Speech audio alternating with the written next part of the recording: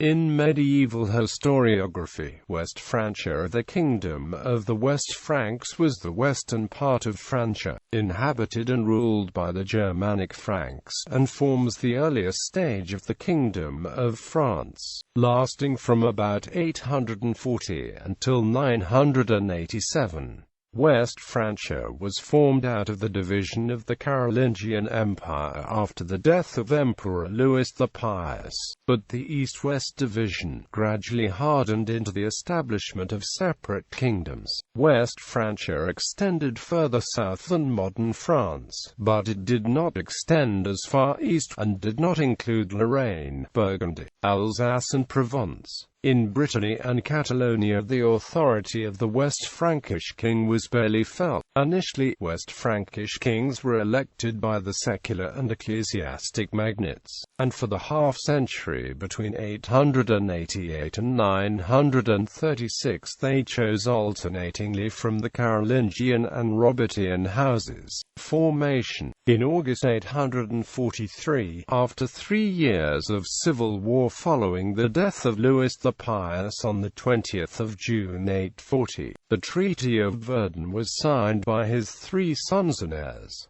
The youngest, Charles the Bald, received the western portion. The contemporary West Frankish Annales Bertiniani describes Charles arriving at Verdun, where the distribution of portions took place. After describing the portions of his brothers, Lothair the Emperor and Louis the German, he notes that the rest as far as Spain they ceded to Charles. The Annales of East Francia describe Charles as holding the western part after the kingdom was divided in 3. The last record in the Annales Bertiniani dates to 882, and so the only contemporary narrative source for the next 18 years in West Francia is the Annales Vedestini. The next set of original annals from the West Frankish kingdom are those of Florduard, who began his account with the year 919. Since the death of King Pippin I of Aquitaine in December 838, his son had been recognized by the Aquitanian nobility as King Pippin II, although the succession had not been recognized by the emperor. Charles the Bald was at war with Pippin II from the start of his reign in 840, and the Treaty of Verdun ignored the claimant and assigned Aquitaine to Charles.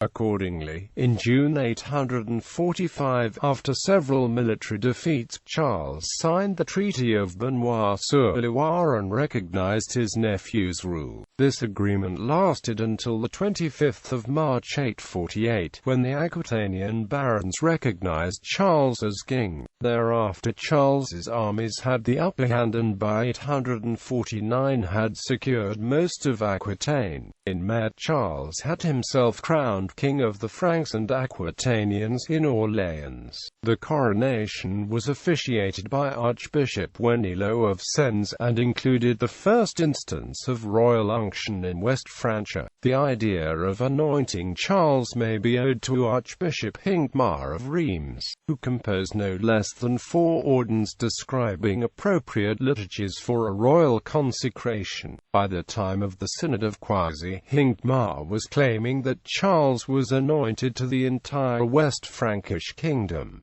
Reign of Charles the Fat. After the death of Charles's grandson Carloman II on the 12th of December 884, the West Frankish nobles elected his uncle, Charles the Fat, already king in East Francia and Italy, as the king.